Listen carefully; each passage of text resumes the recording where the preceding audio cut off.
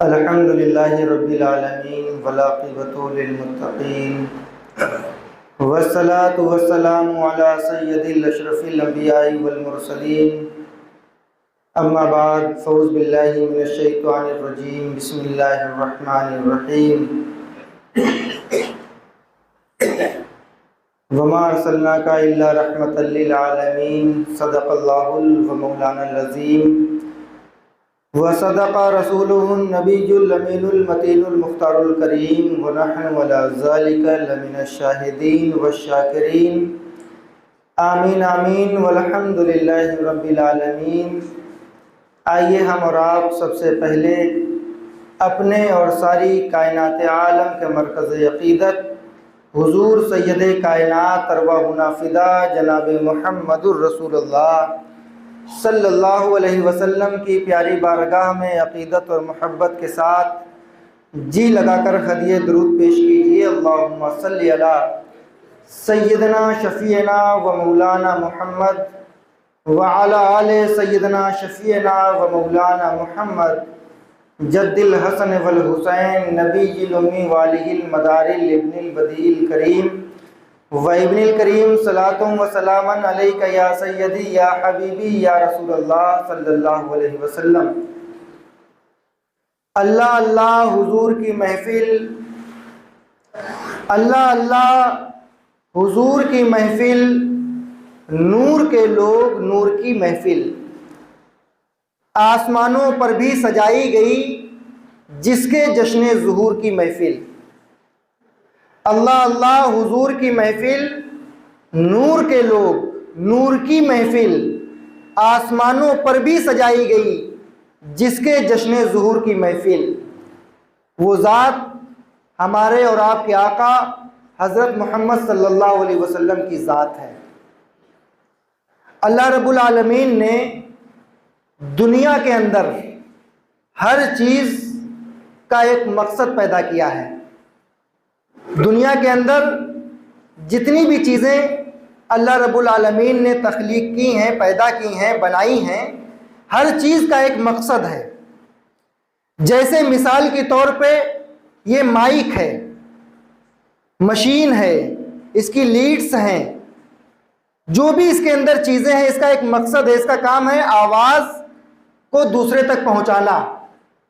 اگر یہ مائک اپنا کام کرنا بند کر دے، جو اس کا ورک ہے، اور مشین کو اور مائک کو جو اس کا مستری ہے اگر اس کے پاس لے جایا جائے اور اس کو نہ صحیح کر پائے تو اس کا کوئی وجود نہیں، یہ ختم کر دی جائے گی، اس کو کباڑ کر کے اس کو کباڑ خانے میں بیچ دیا جائے گا۔ ہر چیز کا ایک مقصد ہے، گھڑی کا مقصد ہے، موبائل کا مقصد ہے، مکان کا مقصد ہے، فین کا مقصد ہے، لائٹ کا مقصد ہے، ہر چیز کا ایک مقصد ہے۔ اور وہ مقصد جب تک کام کرتا رہتا ہے، بلب ہے، جل رہا ہے تو اس کا استعمال ہے، ہم اس کی رسپیکٹ ہے، اس کی عزت ہے۔ فین جب تک چل رہا ہے تو اس کی ویلیو ہے، اے سی جب تک کام کر رہا ہے تو اس کی ایک پوزیشن ہے، مکان جب تک صحیح سلامت ہے تو ہم اس میں رہتے ہیں، اس کا یوز کرتے ہیں۔ اگر مکان خراب ہو جائے تو اس کی ریپیئر کی ضرورت ہے، اگر بلب فیوز ہو جائے، اگر ہلکا پھلکا اس کا ایک تار ٹوٹ جاتا ہے، اگر ہلانے ڈلانے سے وہ جل جائے تو پھر بھی وہ یوز میں آ جاتا ہے۔ تو ہر چیز کا اللہ تبارک و تعالی نے ایک مقصد پیدا کیا ہے، ہر چیز کا ایک مقصد ہے، اور وہ مقصد ہمارے آپ کو، مجھے اور آپ کو فائدہ پہنچاتا ہے۔ اسی طرح اللہ رب العالمین نے آدم علیہ السلام سے لے کے عیسیٰ ابن مریم تک اور آخر میں ہمارے آقا حضرت محمد صلی اللہ علیہ وسلم تک ایک مقصد ہے۔ نسل بنی آدم کو سمجھانے کے لیے اللہ رب العالمین نے کم و بیش 1,24,000 انبیاء علیہ السلام کو مبعوث فرمایا، 1,24,000 نبیوں کو بھیجا، صرف اس لیے کہ ہمارے بندے کا تعلق ہم سے مضبوط ہو جائے، ہمارا بندہ ہمارے کانٹیکٹ میں رہے۔ ہر نبی کا آنے کا مقصد ایک ہے۔ جو انسان اپنے راستے سے بھٹک گیا ہے، اللہ کو بھول گیا ہے، اپنی زندگی کا حیات کا مقصد وہ بھول گیا ہے، تو نبی کے ذریعے ہر نبی کے دور میں اللہ رب العالمین نے ولیوں کو بھی پیدا کیا. ہر نبی کے دور میں اللہ رب العالمین نے انسانوں کی رشد و ہدایت کے لیے ولیوں کو بھی مبعوث فرمایا, ولیوں کو بھی پیدا کیا. اور ہر نبی اور ہر ولی کا دنیا میں آنے کا مقصد صرف ایک تھا کہ انسان جو بھٹک گیا ہے اپنے راستے سے, اس کو اللہ کا راستہ دکھا دیا جائے, اس کو اللہ کا راستہ بتا دیا جائے کہ انسان کا حقیقت میں انسان کا دنیا میں آنے کا مقصد کیا ہے. اگر وہ مقصد اس کے سمجھ میں آ جائے تو انسان کامیاب ہو جائے. ہم بنگلہ دیش میں تھے تو جو کیچوا ہوتا ہے, کیچوا, اس کے اندر دھاگا ڈال کے سوئی کے ذریعے ادھر سے ادھر نکال کے اس کو لمبا کر کے سکھاتے. تو ہم نے اس سے پوچھا کہ بھائی یہ کس کام میں آتا ہے کیچوا؟ تو انہوں نے کہا کیچوا جہاں پہ پیدا ہوتا ہے, جس زمین میں جہاں سے وہ نکلتا ہے, جہاں پہ رہتا ہے کیچوا, جہاں سے نکلتا ہے, جہاں وہ پکڑتے ہیں, تو بتاتے وہ زمین جو ہے بہت زرخیز ہو جاتی ہے, وہاں پہ فصل بہت اچھی ہوتی ہے. اس نے بتائی یہ بات. اور یہ سارا جو کیچوا سوکھ جاتا ہے, سوکھنے کے بعد اس کا پاؤڈر بنایا جاتا ہے, اور پاؤڈر بنانے کے بعد حکیم لوگ اپنی دوا میں اس کا استعمال کرتے ہیں. تو اللہ تعالیٰ نے کیچوا جیسی چیز کو جو بالکل نازک ہے, نرم ہے, جس کے اندر کوئی ہڈی بھی نہیں ہے, اللہ نے اس کو بھی بامقصد پیدا کیا ہے. اللہ نے اس کو بھی بامقصد پیدا کیا ہے, بغیر مقصد کے اس کو نہیں پیدا کیا ہے. تو جب اتنی نازک چیز جس پہ ہم لوگ زیادہ انٹرسٹ نہیں رکھتے ہیں, وہ بھی مارکیٹ میں بک رہی ہے اور بہت اچھی قیمت میں بک رہی ہے, اس کی باڈی کے اندر جو چیزیں پائی جا رہی ہیں, جو چیزیں موجود ہیں, وہ فولاد کا کام کر رہی ہیں, جس کا جسم بالکل ناتواں ہوتا ہے, کمزور ہوتا ہے, لاغر ہوتا ہے, اس کے بدن میں قوت اور طاقت نہیں ہوتی. حکیم لوگ اس کیچوے کا پاؤڈر بنا کر کے انسان کو استعمال کراتے اور انسان اس کو خوشی خوشی استعمال کرتا ہے. تو اللہ نے ہمیں تو اشرف المخلوقات بنایا ہے, ہمیں تمام امتوں میں افضل بنایا ہے, تمام مخلوقوں میں افضل بنایا ہے. تو ہمارا کتنا بڑا مقام ہے, کتنا بڑا مرتبہ ہے. ہمیں یہ سوچنا چاہیے, سمجھنا چاہیے کہ ہماری زندگی کا کتنا وقت یوں ہی خراب ہو جاتا ہے. لیکن اگر ہم اپنی زندگی کے مقصد کو سمجھ لیں تو ہمارا مقام بہت بلند و بالا ہوگا. ہماری زندگی کا جو معیار ہے, ہماری زندگی کا لیونگ اپ اسٹینڈرڈ جو ہے, وہ بہت لوگ ہمیں رسپیکٹ کر دیں گے, بہت لوگ عزت دیں گے. آج آپ دنیا میں کہیں بھی جائیں اور جب ہم سفر کرتے ہیں تو ہم کو ہر طرح کے لوگ ملتے ہیں. ایک غیر مسلم جو بہت بڑا بزنس مین ہے, اس سے ہماری 2.5 گھنٹے بات ہوئی. اس نے کہا کہ آپ یہ بتائیں کہ امریکہ ہے, یورپ ہے, فرانس ہے, جرمن ہے, کینیڈا ہے, امریکہ ہے, پوری دنیا کے لوگ ہیں, وہاں پر ایک ہی مذہب کے لوگ ماننے والے ہیں. عیسیٰ علیہ السلام کو مانتے ہیں تو عیسیٰ علیہ السلام کو مانتے ہیں. جو جس مذہب کو مانتا ہے وہ اکیلے اپنے ایک کو فالو کرتا ہے. لیکن یہ مسلمان جو اسلام دھرم کے فالوور ہیں, اسلام مذہب کو مانتے ہیں, لا الہ الا اللہ محمد رسول اللہ کا کلمہ پڑھتے ہیں, اس میں شیعہ بھی ہیں, سنی بھی ہیں, وہابی بھی ہیں, اہل حدیث بھی ہیں, قادیانی بھی ہیں. یہ تمام فرقے اس کے اندر پائے جاتے ہیں, تمام طرح کے مکتبہ فکر کے لوگ پائے جاتے ہیں. یہ کیا ہے؟ ہم ہندو دھرم کے ہیں تو ہم صرف اپنے ہندو دھرم کو فالو کرتے ہیں, ہمیں کوئی پرابلم نہیں ہے. لیکن اسلام جو دھرم ہے, اسلام کا جو مذہب ہے, اس میں کتنے لوگ ہیں اور ہر طرح کا سب الگ الگ طرح سے اس کو فالو کرتے ہیں. تو اللہ رب العالمین نے تو ایک اسلام پیدا کیا ہے. مذہب اسلام صرف اونلی ون مذہب, ایک اسلام ہے. قرآن, اونلی قرآن, کوئی دوسری کتاب نہیں ہے.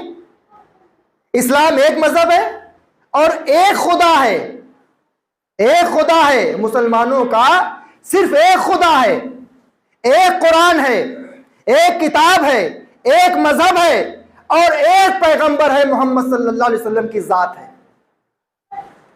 اب جب تمہارا خدا ایک ہے, رسول ایک ہے, نبی تمہارا ایک ہے, قرآن تمہارا ایک ہے, مذہب تمہارا ایک ہے, اور پیغمبر تمہارا ایک ہے، جس نبی پر تم ایمان لائے ہو وہ نبی تمہارا ایک ہے، تو اتنا بڑا یہ ڈیوائیڈیشن، اتنا اختلاف مذہب اسلام میں، یہ کیا ہے؟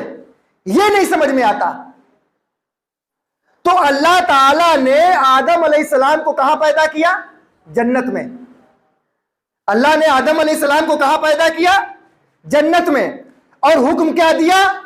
کہ آدم کو سجدہ کرو، آدم کو سجدہ کرو۔ جس نے سجدہ کرنے سے انکار کیا وہ کون بنا؟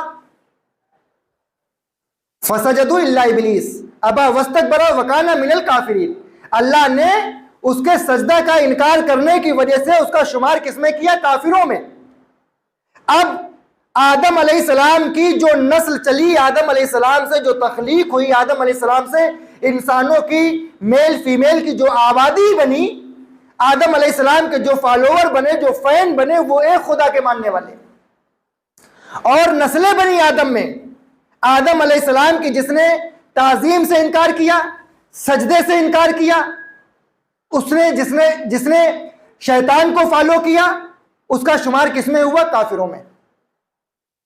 اللہ رب العالمین نے ہر دور میں، ہر زمانے میں نسل بنی آدم کو سمجھانے کے لیے نبی اور رسولوں کو بھیجا، ولیوں کو بھیجا۔ اس کے بعد نبی کونین صلی اللہ علیہ وسلم کے بعد نبوت تمام ہو گئی، نبوت ختم ہے، اب کوئی دوسرا نبی نہیں آئے گا، لیکن ولایت کا دروازہ صبح قیامت تک کھلا رہے گا۔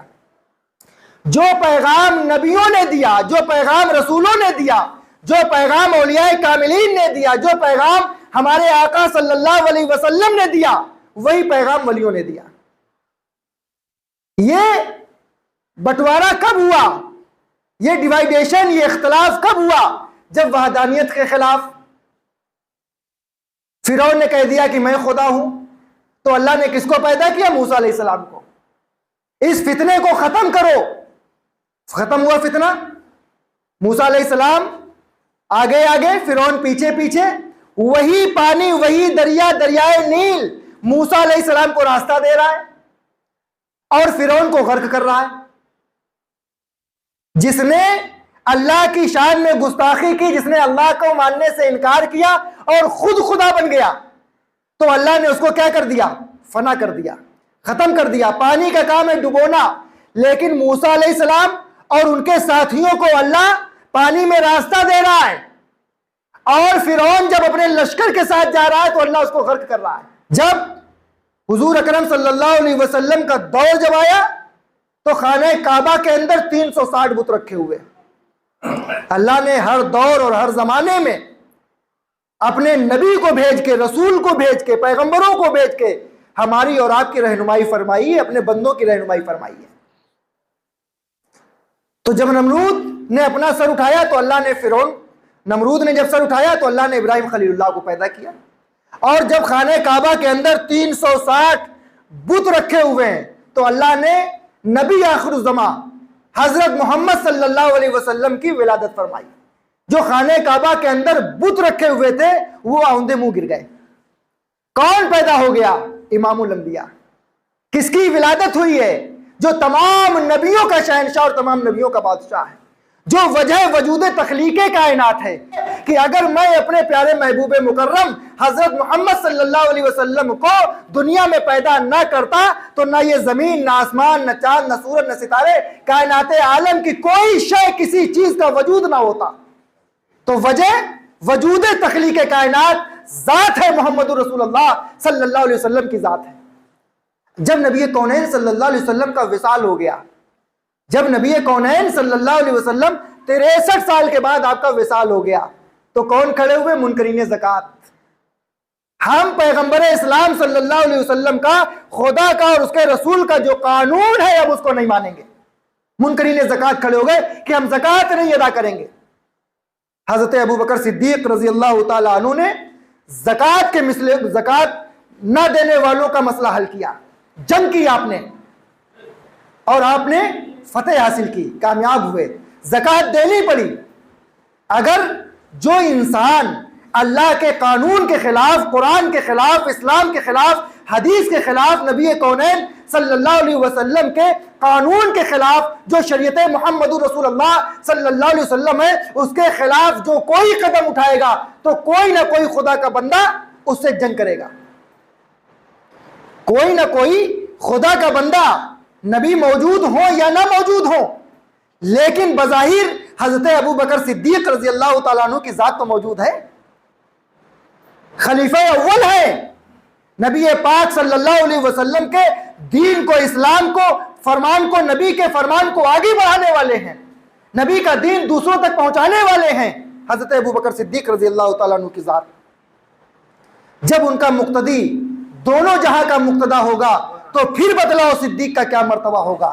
علامہ ادیب نے فرمایا تھا نا کہ جب ان کا مقتدی نبی کونین صلی اللہ علیہ وسلم جن کی اقتدا میں نماز ادا کر رہے ہیں، نبی کونین صلی اللہ علیہ وسلم کی شریعت کے، نبی کے دین کے پیروکار ہیں، نبی کے دین کو آگے بڑھانے والے حضرت ابو بکر صدیق کی ذات ہے.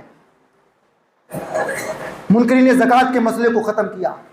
حضرت عثمان غنی رضی اللہ تعالیٰ عنہ کا دور آیا تو خلافت راشدہ کا انکار کر دیا بلوائیوں نے کہ ہم خلافت راشدہ نہیں مانیں گے.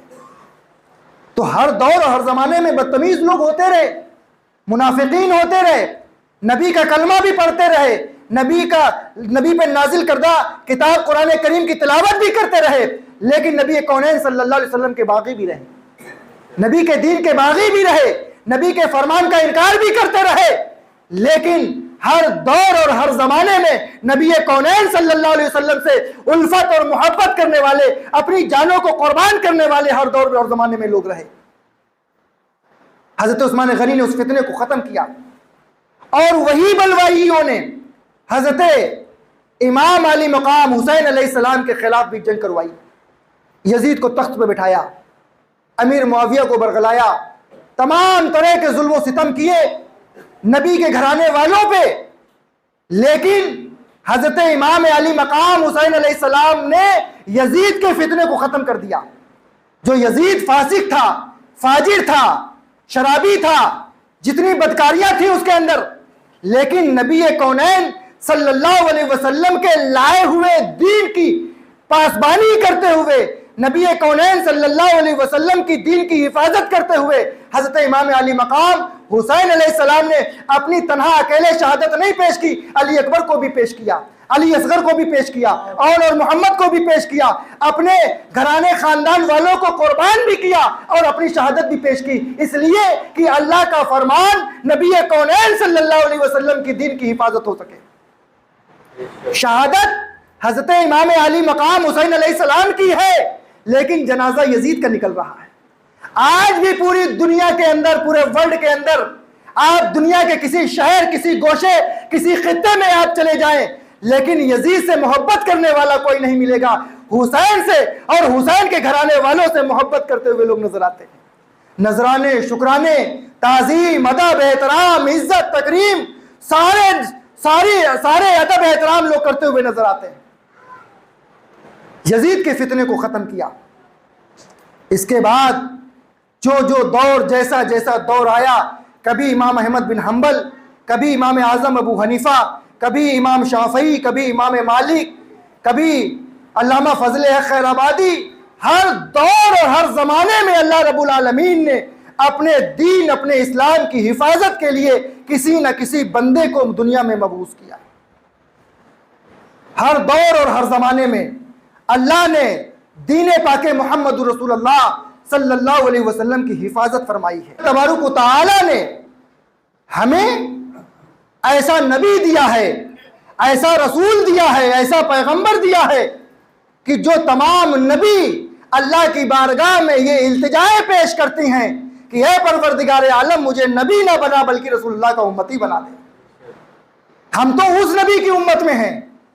ہمارا نبی تمام نبیوں میں بے مثل و بے مثال ہے، ہمارا رسول تمام رسولوں میں بے مثل و بے مثال ہے، اور ہمیں جو اللہ نے دین عطا کیا ہے، جو اسلام عطا کیا ہے، وہ تمام مذاہبوں میں اعلیٰ افضل ہے. تمام مذاہبوں میں اعلیٰ افضل ہے. اللہ رب العالمین نے نبی کونین صلی اللہ علیہ وسلم کی نسل میں اور مولائے کائنات کے خاندان میں حسین علی مقام علیہ السلام کے نسل میں اللہ رب العالمین نے ایک ایسا ولی پیدا کیا ہے جس کا نام سید بدیع الدین احمد زندہ شاہ مدار علیہ رحمت و رضوان کی ذات ہے۔ آپ دنیا کے جس شہر میں جائیں، جس گوشے اور جس خطے میں جائیں، جس ملک میں جائیں، مدار العالمین رضی اللہ تعالیٰ عنہ کی نسبتیں وہاں ملتی ہیں۔ بنگلہ دیش میں ہم گئے، ہم نے بنگلہ دیش میں ہزاروں کلومیٹر کا سفر کیا، 1 مہینہ میں بنگلہ دیش میں رہا۔ جس شہر میں گیا اس شہر کا نام مدار پاک کے نام سے منسوب ہے، مدار پاک کے نام سے مسجد ہے، مدار پاک کے نام سے پرائمری اسکول ہے، مدار پاک کے نام سے سرکاری گورنمنٹ کے دفتر میں باقاعدہ نام درج لکھا ہوا ہے کہ یہ نام مدار پاک کے نام سے ہے، یہ شہر مدار پاک کے نام سے ہے، پرائمری اسکول کا نام مدار پاک کے نام سے ہے، اور بڑے شہر کے اندر بہت سارے بے شمار ایسے مقامات ہیں، چلے ہیں مدار پاک کے۔ مدار العالمین رضی اللہ تعالیٰ عنہ کے دنیا کے ہر ملک میں، ہر گوشے میں، ہر شہر میں کوئی نہ کوئی نشان، کوئی نہ کوئی چلہ ضرور ملتا ہے۔ کون سی زمین ان کے عاشقوں سے خالی ہے؟ ہر جگہ ہے پروانے شمع ہے مدینے میں، ہر جگہ ہے پروانے شمع ہے مدینے میں۔ جب ان کو یہ پتہ چلتا ہے کہ سرکار سید بدیع الدین احمد زندہ شاہ مدار رضی اللہ تعالیٰ عنہ کا مقام اور جہاں پر آپ مدفن ہیں وہ سرزمین مکن پور شریف ہے، تو ان کے دل میں ایک عجیب سی ہلچل ہوتی کہ ارے آج تک وہاں کے عالموں نے، وہاں کے مفتیوں نے، وہاں کے پیروں نے کبھی سرکار سید بدیع الدین احمد زندہ شاہ مدار رضی اللہ تعالیٰ عنہ کا ذکر نہیں کیا۔ غوث پاک کا لوگ ذکر کرتے ہیں، غریب نواز کا ذکر کرتے ہیں، وارث پاک، صابر پاک، تمام اولیاء کاملین، تمام اولیاء اللہ کا ذکر ہوتا ہے، لیکن سرکار سید بدیع الدین احمد زندہ شاہ مدار رضی اللہ تعالیٰ عنہ کا نام نہ عرس کے موقع پہ لیا جاتا ہے، نہ فاتحہ میں لیا جاتا ہے، نہ جو ہے کسی ان کے فنکشن، نہ کسی پروگرام میں، لوگ نہیں جانتے۔ ہاں یہ جانتے ہیں کہ مدار پاک کا یہ چلہ ہے، اس چلے کو وہاں کے شہر کے لوگ نہیں جانتے کہ یہ مدار العالمین رضی اللہ تعالیٰ عنہ کا چلہ ہے۔ اتنا زیادہ لوگ ایک چھپاتے ہیں کہ اگر مدار العالمین رضی اللہ تعالیٰ عنہ کا نام اور ان کی نسبت لوگوں تک پہنچ جائے گی تو لوگ مدار العالمین سے اپنا کانٹیکٹ کر لیں گے، ہمارا معاملہ کمزور ہو جائے گا، صرف اس لیے کہ سرکار سید بدیع الدین احمد زندہ شاہ مدار رضی اللہ تعالیٰ عنہ کا فیضان تو ہر سلسلے میں ہے، نسبت ہر سلسلے میں ہے، پھیلی ہے ان سے نکہت فیضان مصطفیٰ، شاداب ہر چمن ہے انہی کی بہار سے، چشتی ہو، قادری ہو، صابری یا نقشبند، وابستہ سب ہے دامن قطب المدار سے۔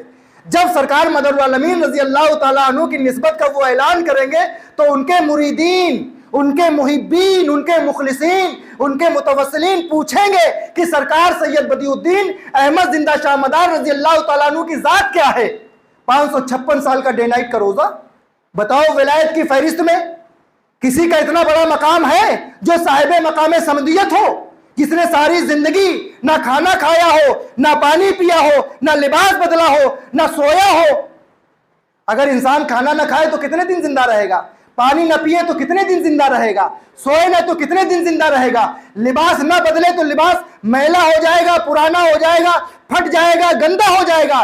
لیکن واحد ذات سید بدیع الدین احمد زندہ شاہ مدار رضی اللہ تعالیٰ عنہ کی ہے جنہوں نے 556 سال تک نہ کھانا کھایا، نہ پانی پیا، نہ لباس بدلا، اور بلکہ پوری دنیا کا گشت فرمایا، پوری دنیا کا گشت فرمایا۔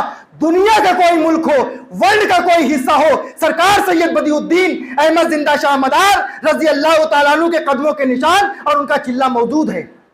اس بات کی گواہی دیتا ہے کہ سرکار سید بدیع الدین احمد زندہ شاہ مدار رضی اللہ تعالیٰ عنہ نے نبی کونین صلی اللہ علیہ وسلم کے دین کو پوری دنیا میں پھیلایا ہے، اللہ اور اس کے رسول کے فرمان کو دنیا کے گوشے گوشے اور خطے خطے میں پھیلایا ہے، اور نبی کونین صلی اللہ علیہ وسلم کی عظمت کا اعلان کیا ہے۔